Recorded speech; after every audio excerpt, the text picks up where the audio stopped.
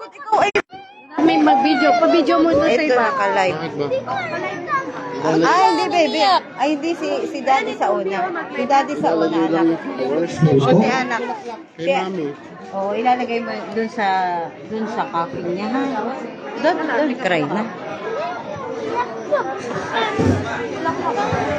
Video ko bigay lang kabigay na dito.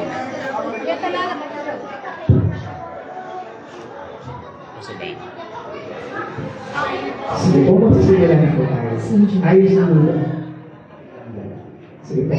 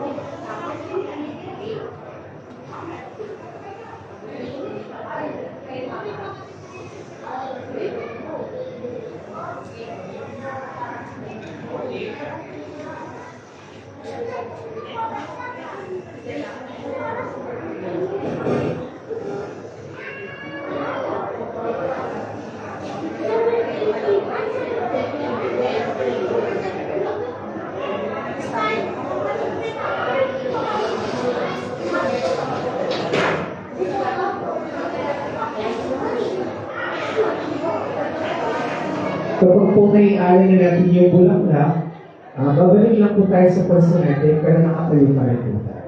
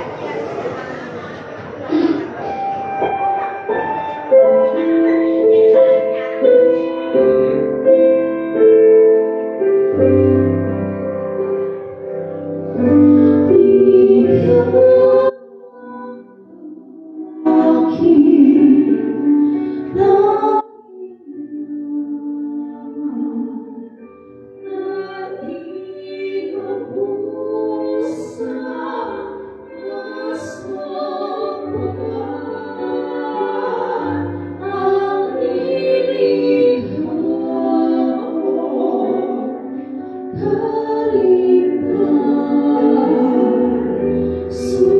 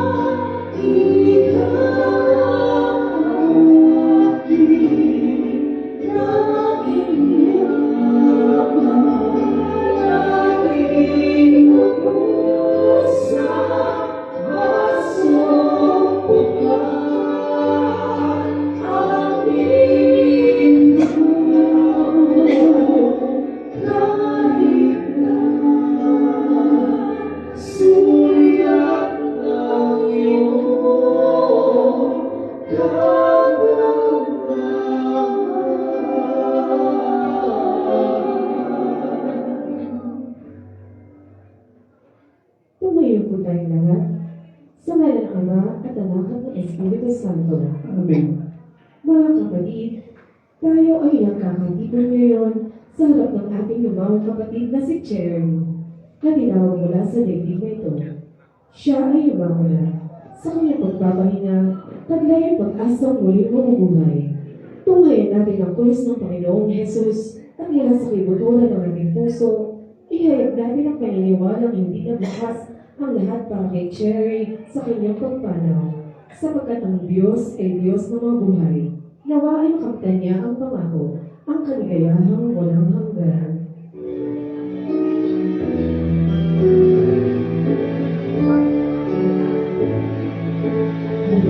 Sino man ang nabubuhay para sa sarili naman, walang sino man ang namamatay para sa sarili naman. Tayong lahat ay malalamunan sa isa't isa.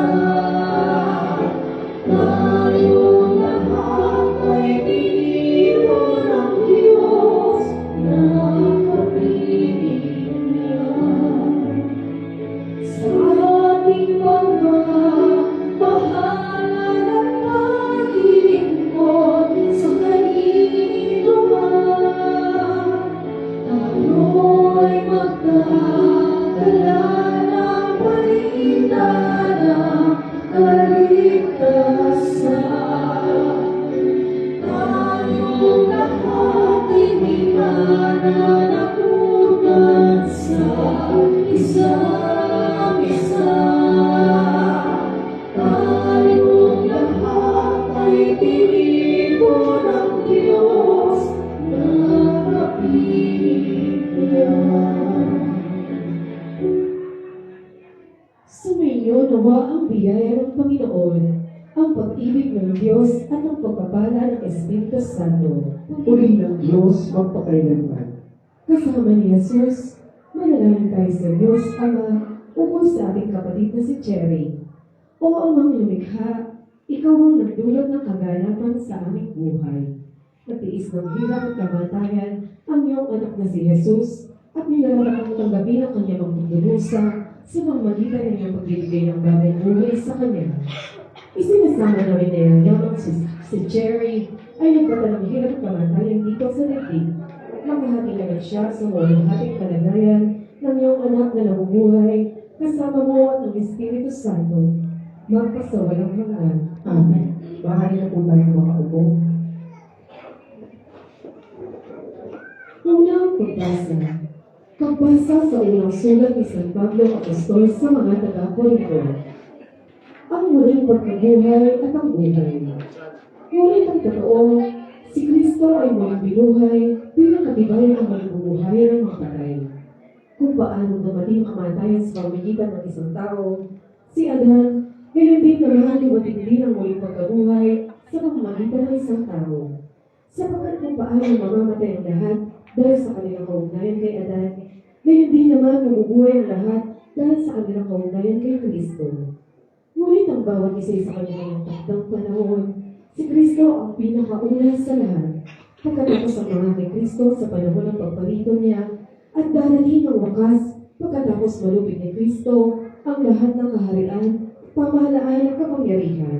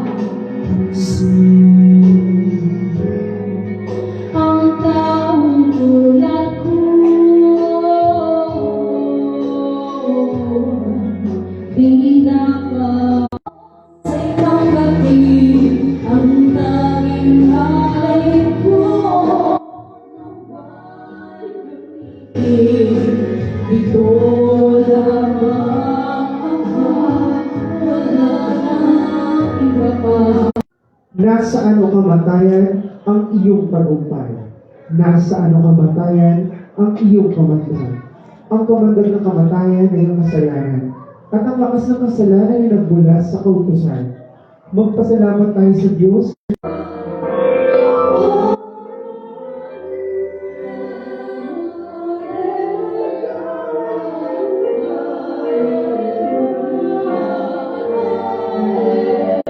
Abraham, anak, alalahanin mo magpasasaka sa buhay sa ibabaw ng lupa, at si Lazaro'y natiis ng kahirapan.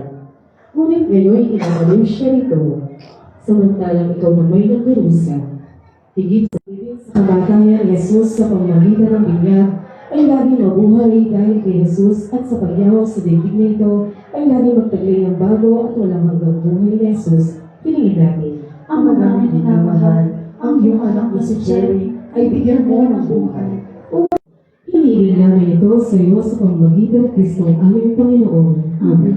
Kasama ni Kristo, dumulog tayo sa Ama at ating awitin ang panalangin itinuro ng kanyang anak. Tumayo po tayong lahat.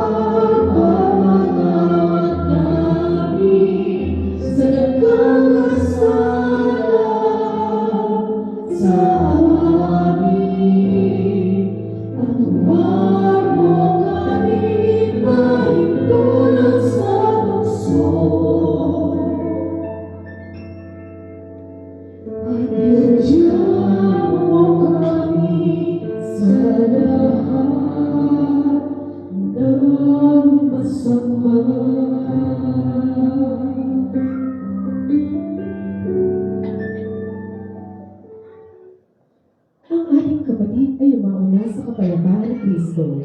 Tayo naman ay nananalig na may buhay na walang hanggan. Kaya't ating siyang ihabilin sa masintahing habag ng Ama. Nang siya ay binyagan, siya ay naging ampong anak ng Diyos. Siya ay laging kasalo sa habag ng Panginoon. Samahan nawa siya ng ating mga panalangin upang siya ay payagan na rin na makasalo sa habag ng mga anak ng Diyos sa langit, kasama ng mga banal. Maging tagapagmana nawa siya ng walang hanggang pangako. Manalangin tayo sa Diyos para sa ating sarili. Tayo nawa na nalulumbay at tumatangis ngayon ay makasama rin balang araw ng ating kapatid. Siya nawa ay ating makasama sa ating pagsalubong kay Kristo. Mangyari nawa ito kapag si Kristo ang ating buhay ay muling pumarito na puspos ng kalwalhatian. Ako ay nananalig na aking manunubos ay nabubuhay. At sa huling araw, ako ay babangon mula sa labo. At makikita ko ang aking Diyos, ang aking tagapagligtas, ang aking sarili ang makikita sa Kanya, ang aking mga mata mamabalas sa Kanya, sa ating Diyos, ang aking tagapagligtas. Sa pagkakataon po ito, niyanihan ko po yung family members na mas lumapit po tayo sa kabahan para sa awitin po ng alay namin. Sige po, lapit po tayo. Friends, relatives, pwede po tayo lumapit para po may kasama sa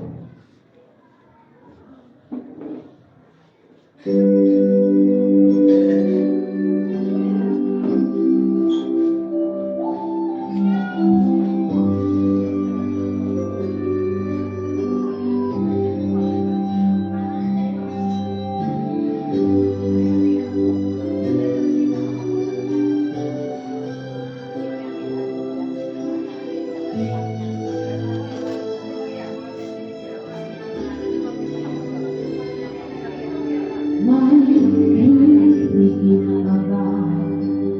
isang katulad mo, inang mapagmahal na lahat ng buhay naroon sa puso mo. Buhay man ay handa, ialay mo. Walang mag-iisa-isa sa lahat ang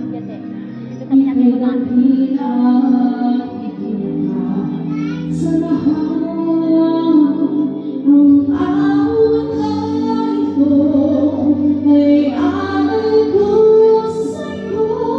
Ang himig at ibig ay pag-ibig sa puso ko. Ika'y nag-iisa, ikaw lang sa mundo ang may pusong kasalanan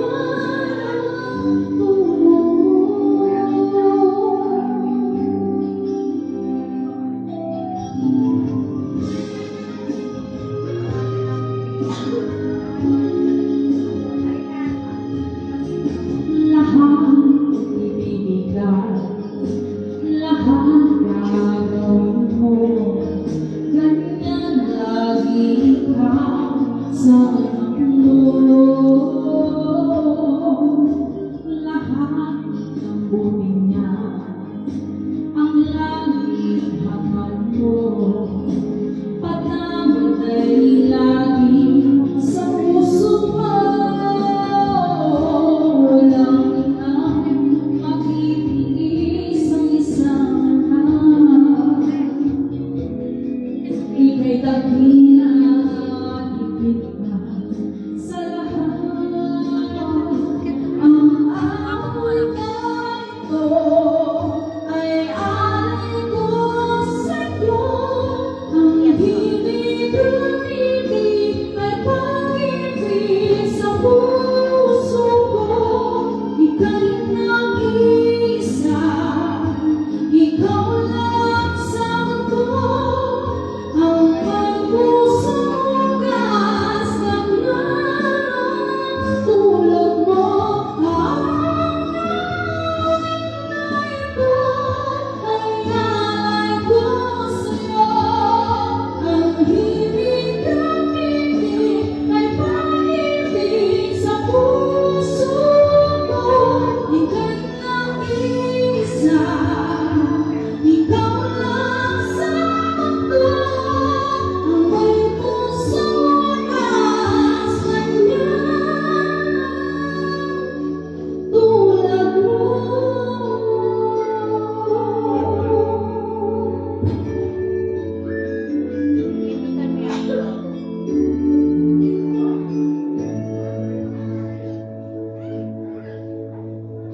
Sige po, maaari na po tayong makaupo.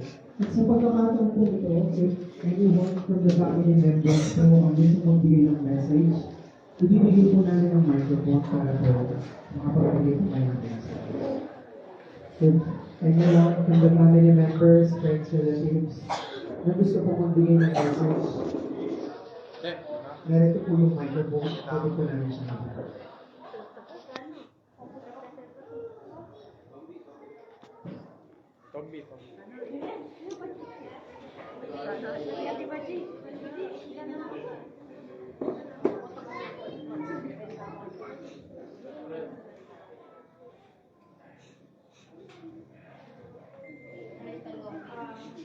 Ako yung panganay at dati for the Philippine at Pwede. Pasalamatan nila ang turay hanggang mapupunta, makirami kay kami, manibad po ng umpisa ang gawin at sila po, pasalamatan nila ng po.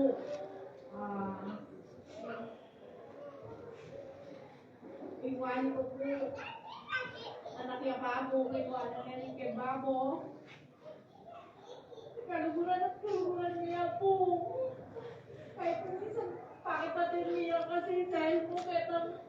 na, niya po rin walwal, para kaya po naman po ito. Siyempre, may anak niya pa. Hindi pa po makain na, ipamag ako na. Kaya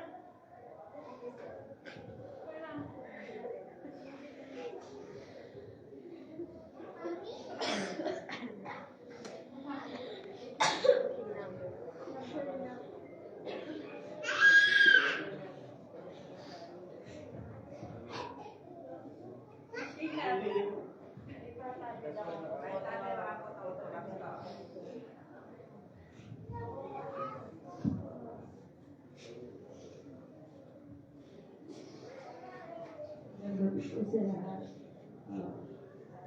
Nagano po ang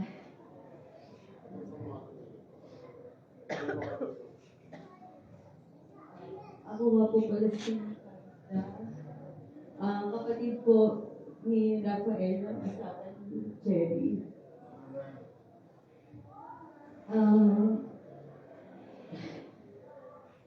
Hindi ko po in-expect na ganito yung nasa ganito kami magkakaroon ng ganito pagkakataon.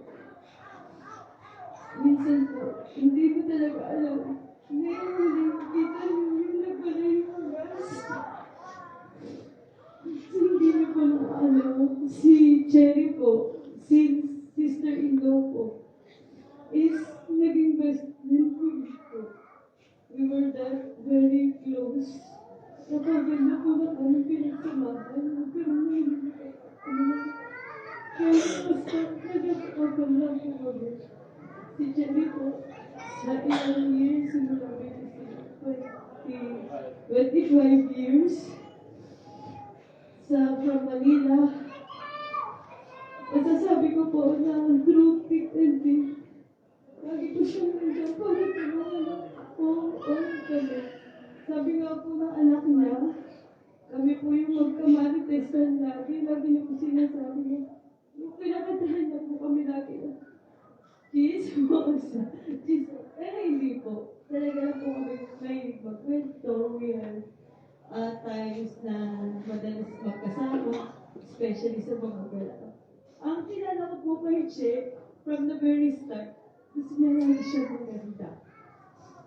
That's why, ayaw niya po na pinopost siya na hindi siya maganda. Yung, sa totoo po yung parang makaklose po siya, yung pag-sirview siya, maganda. Pero true naman, talaga namang maganda siya. And, sa nakita ko po, dun sa Quezon, kahit po, tagalin ko siya sa Pampanga, madami po siyang friends. As proof po, from malayo from Quezon, pumunta pa sila dito para na po makita ang huling gabi ni Che. Sa ngayon po, hindi pa rin nagsisipin sa akin na si Che is wala na. I know, magiging guide natin siya. And yung thoughtfulness niya, ang hindi ko malimutan sa kanya is yung thoughtfulness niya. Ang gusto ko na po share is nung Christmas, nasa hospital po siya. Pero, naalala niya pa rin po, yearly kasi may gift siya sa akin. Sa amin, inaanak niya po kasi yung bunso ko. Nagpadala po siya sa akin, nagpabili po siya doon sa friend niya, doon sa Tayabas, para lang bigyan kami ng gift. We're in, sorry, Che, pero sabi ko, hindi ako nainis, pero sabi ko, Che, alam ko, kailangan niyo ng pera, bakit kailangan mo pang maglabas ng pera para bigyan ako ng gift, hindi kailangan yun. Ang mahalaga is magpagaling ka dyan. Sabi ko na, hindi ate, kasi sabi niya po, gusto ko maging remembrance kuya sa'yo. Baunin mo yan sa bulis mo at dalhin mo kay Cheska doon sa bulis mo. Kaya ayaw ko magputin ng gabi ko. Yung thoughtfulness mo niya, yun hindi natin pwedeng kalimutan. At napaka-generous po niya. Sabihin lang po na may pagkamataray siya. Pero sa hindi mo bumira, kung kikilalanin niyo po siya mag-isa. Ang mait siya. Muli, sabihin ko lang, gabayan mo kami lahat, lalo na ang iyong mga anak. Huwag ka mag-alala. Anak ko din sila, alam mo naman yung baby namin din. Kung step, magpakatatag lang tayo. I can be your mom, hindi. Alam mo naman, tuwing sige is anak din. Steffi, sa kapatid ko na Pink. Nandito lang si ate, Luma. Maraming salamat po sa pamilya ni Jess, sa lahat ng kaibigan na hindi sila pinabayaan.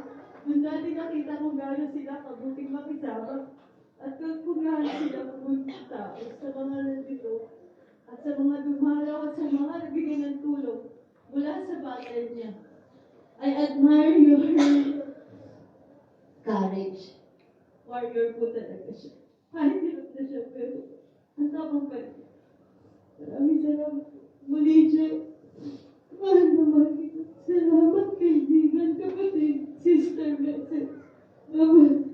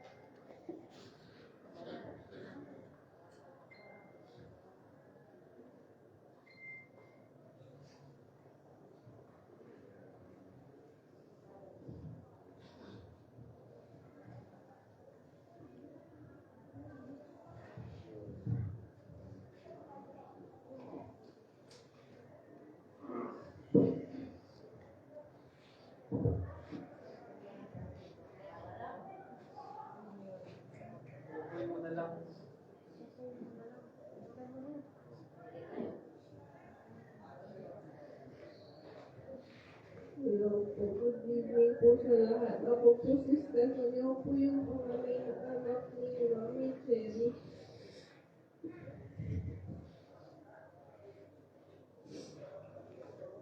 Sa 20 years, existed po. Marami po pasasalamat na nandiyan po lagi si Mami para sa akin. Kahit pa po minsan, napapagalitan ako, nag-aaway kami. Alam ko naman po na para sa kapakanan ko talaga. Kapakanan ko naman po yun.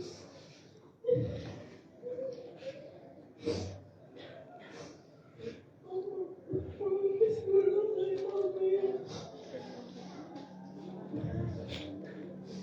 Yung trabaho na ako ngayon.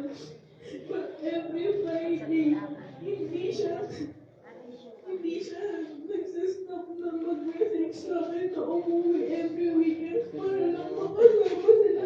Sila kaso minsan hindi talaga kaya ng schedule sa office kaya minsan si Mami sasabihin na magbibigay siya ng pamasahe sa akin para lang umuwi ako kasi hindi talaga kaya.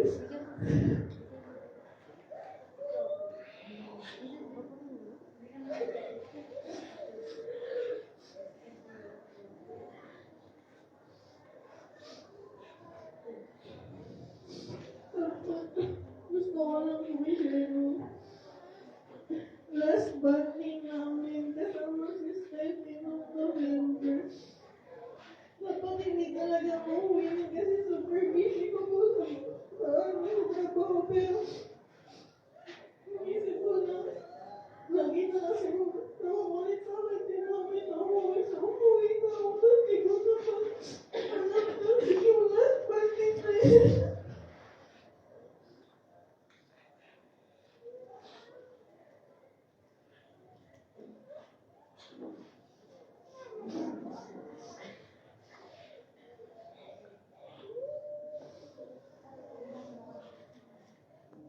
Mami, huwag kang mag-alala. Hindi ko papabayaan si Steffi. Alam ko na may sakit ka.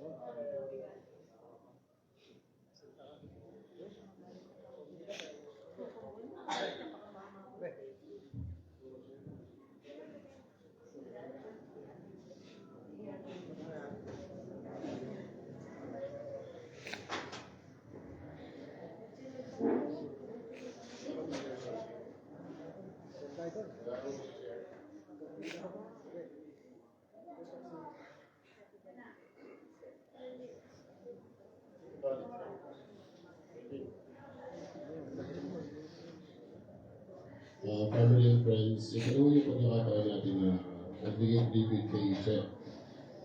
So if you want to say something na pabawagan lang sa kanya, sa kanyang paglalakbay, ito naman yung tamang pagkakataon. Wala nang susunod na pagkakataon.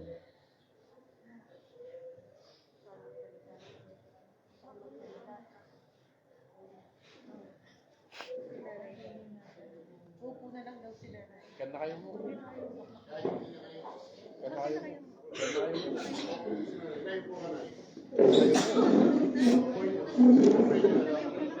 Ganda kayo mo. Yan na papaut na narap.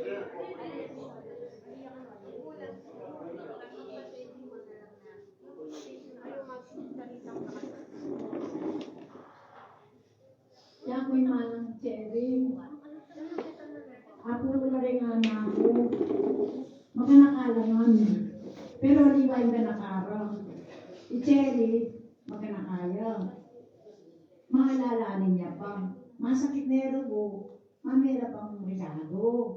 Sabi ko, kailangan mo rin pera. Okay mo, mama. Wala tulong ang penya nire-regalo ka rin, anak-anak ko. Hindi na ako rin pang nakama, hindi kami rin kapatid na. Huwag kang manibad sa rugo. Quezon, buri na din ang pasalubong. Ang diyan ng mintaya, masakit na. Yan kailangan ano rin pera. Hindi na ano rin kapatid na. Tunggal-tunggal, di na ano, ang masayaya siguro, pati mami ang pasalubong.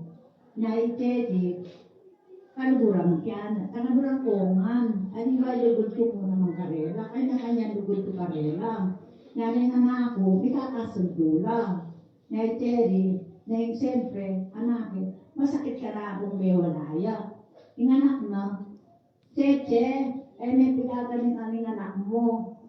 Sesen miya.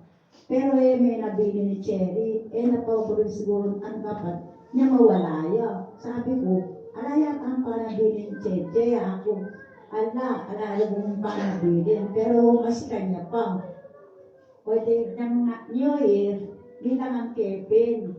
Kasi nang mag-birthday ko, yung nag-chap-chap kay Lechon. Sabi ko, next year kanya, hindi ka mag-chap-chap. Ayan, bakali na ako. May nakiyak-kita nila. Siguro, aisip na, nerugo, pilas kayo next year. O tapin, may bigla ako, wala akong masakane. Okay ni Cherry. Nang kahit, o siya ako, may laguna ka.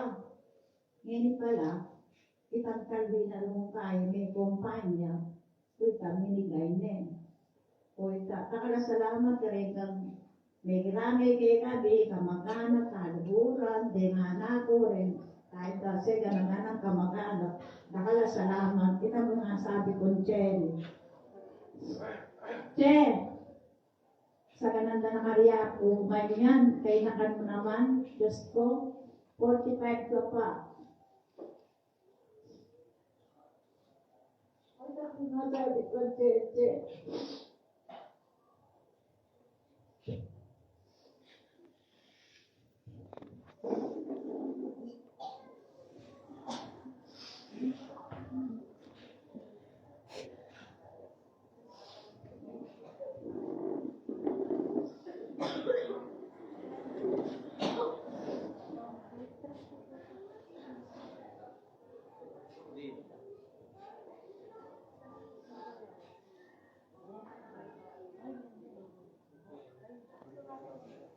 Ang pakito.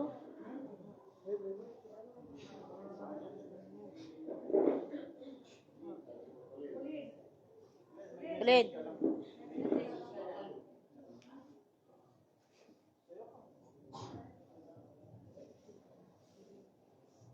Ako po yung panganay na pamangkin ni Tita Cheche. Ako din po yung sinasabi nila na favorite niya. Kasi, lagi siya pa siya. Lahat na lang. Sinag-uusapan namin. Actually, ilang araw na mula nung nawala siya. Sa anak ko, sabi ko, tignan namin palagi ngayon hanggang ngayong gabi. Hindi na Cheche kasi hindi na siya magkakaroon ng chance para makita siya. Pag lumaki siya, hindi niya kilala. Si Tita Cheche po kasi, lagi niyang tinatanong yung anak ko, which is yung si Amari, siya yung panganay na apo. Lagi niya binibili ng pajama. Actually, siya yung same sponsor ng pajama ni Amari. Yung last na tanong niya sa akin, which is sabi niya, yung regalo niya kay Amari nung Pasko, sabi niya, nasuot niya ba ni Amari yung pajama binigyan ko? Sabi ko, hindi pa nalaban. Tapos, ito lang po, si Tita Cheche rin po, gawin po, nagpupunta siya sa Quezon. Kayo hindi niya ako binibigyan ng kasama ko, ikaw yung binibigyan niya kasi favorite ko. Sabi niya lagi sa akin na, huwag mo nang sabihin na binigyan kita kasi ikaw lang yung binibigyan ko.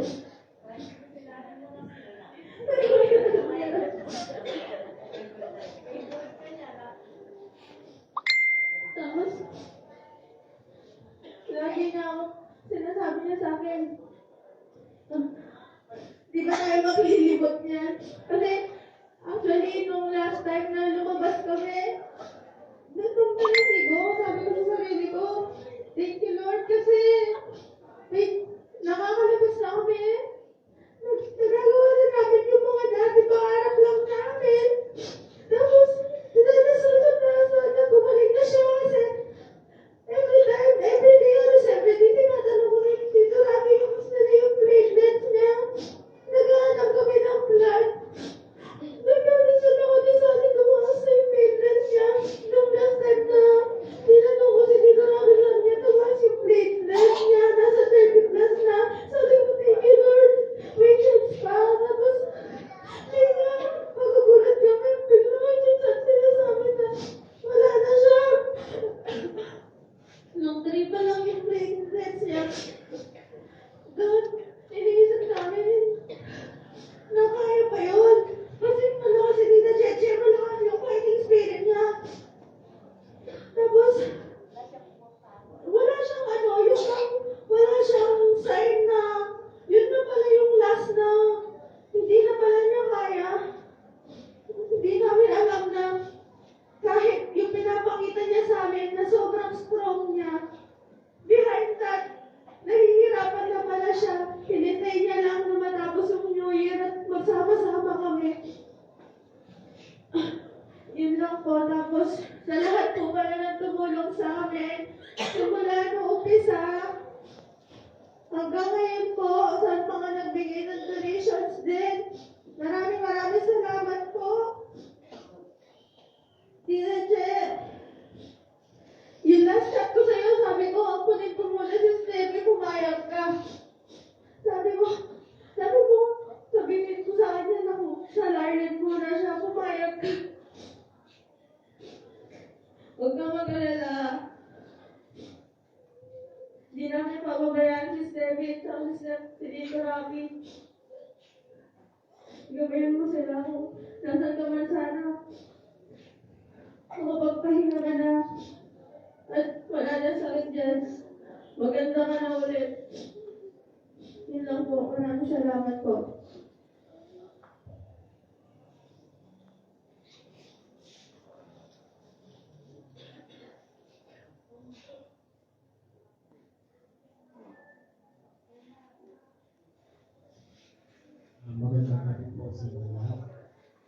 Father Rafi at Biana ng Cheche. Tagal ko po nakasama yung aking manugang niya.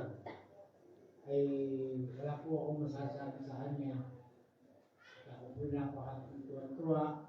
At yung po kasalukuyan na sila po magkaroon ng softy ice cream machine na tinulungan ko sila ma-apply dun sa akin. Pinagtatrabaho ang school. At kami po ay halos laging magkasama sapagkat nag-request ako na gawin akong pang-arawan duty. Kami po napakasaya noon. Tawa po ng Diyos at yung kanyang biyana na nagmayapa natin mga kinyasawa. Sila po ay laging halos ay magkadyamin. At kapag saan lang po kami magkano, Papa, samahan mo ako, may pipuntahan sa palagi kung saan. Ako bilang biyana ng magulang. At isa po, talagang hindi po ako nagpapabaya. At isa pa po, ako po nagpapasalamat sa pamilya Padilla. Sapagkat ako po bilang biyanan ni Cheche, lahat po ng kapatid niya, sa pagdating ko po dito, lahat po nag-bless. Talaga pong napakaganda ng pundasyon ng kanyang pinanggalingan. At hindi po sa pagmamalaki, ang aking pong mga anak ay hinubog po din sa kanyang pamamalaan. Kahit po ako ay naging bagaman at matagal na nakawalay sa aking ama, sapagkat ay hindi na po natin babanggitin kung ano man po ang pangyayari sa akin. Ako po isang broken family, solong anak, tatay ko po dating sundalo. Pero ang pangako ko po, kahit iniwan ako ng aking ama, ay tataguhin ko po at pipilitin. Mabigyan ng magandang buhay ang aking mga anak. Sapagkat ako po ay malaki po ang pangarap. Gusto ko po makatapos ng aking pinag-aralan pero high school graduate lang po ang natapos ko. Awa po ng Diyos ay nakapagtrabaho po ako sa gobyerno at ngayon ay ako isang pensyonado. At lahat po ng aking mga anak ay maganda na po at may mga pamilya na. Ang pinalulungkot ko nga po, nawala na ako na isang manugang at yung isa ko po manugang ay hindi po sa pagmalaki malayo na din.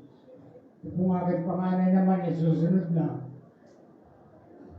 Hindi man po nakakaano sa mga anak ko, isa sa hindi nagpapabaya sa akin. Lahat po sila ay napakabuting mga anak.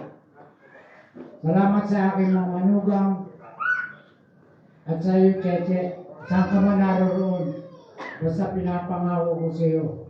Hindi namin pababayaan hanggang ako ay may buhay ang aking mga apo na iyong mga anak. Salamat po at sa inyong pamilya.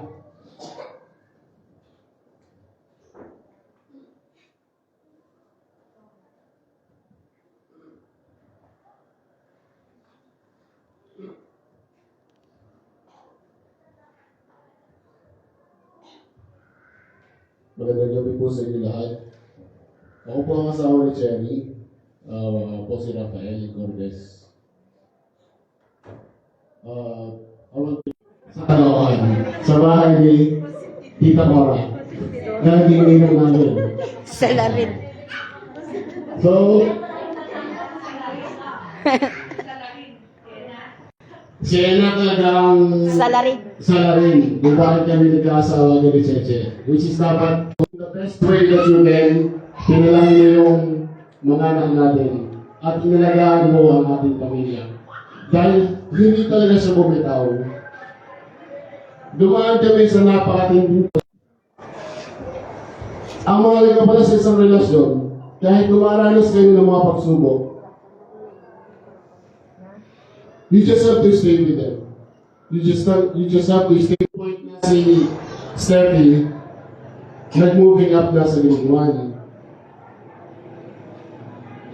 Nagsabi na siya sa akin, bago ako lumos ng Manila, Gabi, huwag ka nang munang lumuwas. I never thought na yung pag-uwi namin yun is parang dito pa rin talaga siya mag-stay kasi dito na siya na-diagnose for T-cell acute lymphoblastic leukemia. So, since then, nung una pa lang, hindi ko alam kung saan kami mag-uumpisa. Dahil binigyan kami ng list nung kung magkano yung magagastos. Sabi ko nga, pag mayaman yung sakit nila, just ng gamot, alam na niya kung paano yung ikot ng treatment niya. Although, siguro sa hospital, yung confinement niya last December, sinabihan ako ng doktor, you have to ready yourself. Check your condition. Isang pinaranasan na halos hindi kami natutulog. Pupunasan siya dahil hindi halos bumababa yung kanyang fever. Yung dugo kung saan kami nakakarating para maghanap ng dugo. Nag-request talaga siya na mag-Christmas with the family. Dahil December 17, ang platelets niya was only 3 counts. Bigla niya kami umuwi. Pero, natataranta kami kasi kung saan kami kukuha ng bayan. So, sa madaling salita is nairaos. Sa awa ng Diyos, sa tulong ng mga tao na nagmamahal, nagtawid. Yun nga lang, hindi pa sumasabi ng Pasko.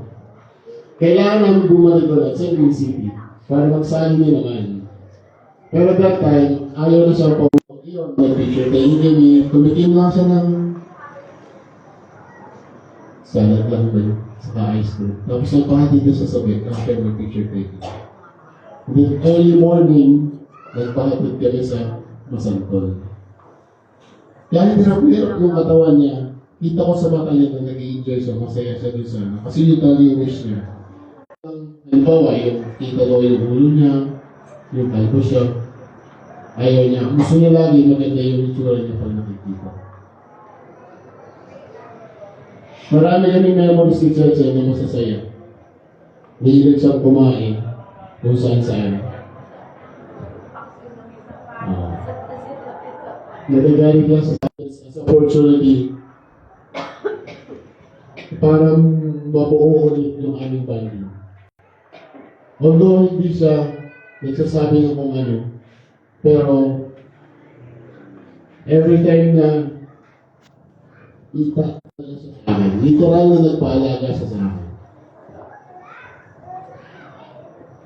Nagpapasalamat ako doon, Che. Sa pagkakataon niya, although hindi mo sinabi, wala kaming formal, wala kaming paalaman talaga. After sobrang nagkaroon kasi siya ng sugat dito sa upper thigh, left upper thigh. So yun yung nag-cause. Walang mga infections dito pa lang sa tabi ko. Kaya ayoko lagyan ako ng tube ng tubo. Kasi kailangan talaga siyang lagyan ng tubo. Ang oxygen level niya way back then was 68 na lang. So, sa tulong ng mga aparatos, nung nailipat kami sa kwarto, napakabilis ng mga pangyayari. Kasi hindi ko pa na-upload yung mga gamit namin. Pero siya, kahit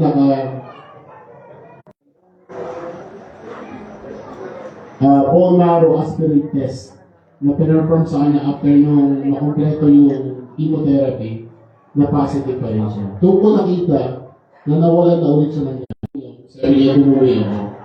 Bago ako bumaba, linisan mo muna ako.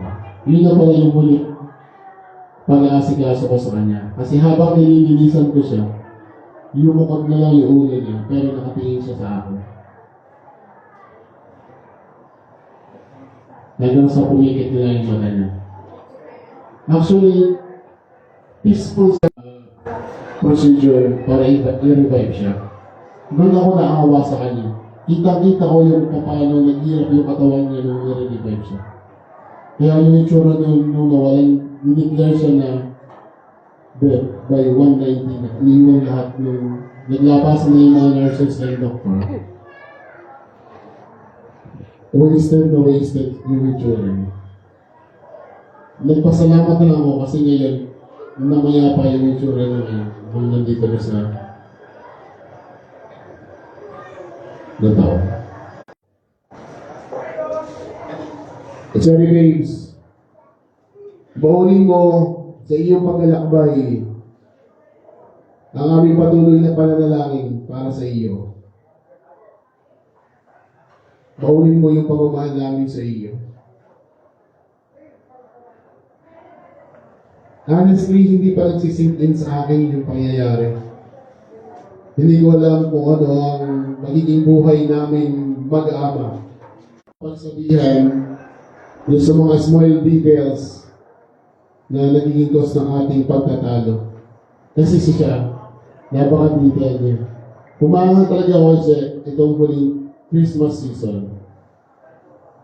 Kahit nasa hospital na kami, inutusan niya ako umuwi sa bahay nung mag-Christmas party na sila baby. Ang sabi niya lang sa akin, pumasok ka sa kwarto, kunin mo ito kay kaibigan, kapamilya, sa mga kaibigan abroad sa malalayong lugar, sa inyong pagsuporta sa amin. Simula day 1 ng gamutan hanggang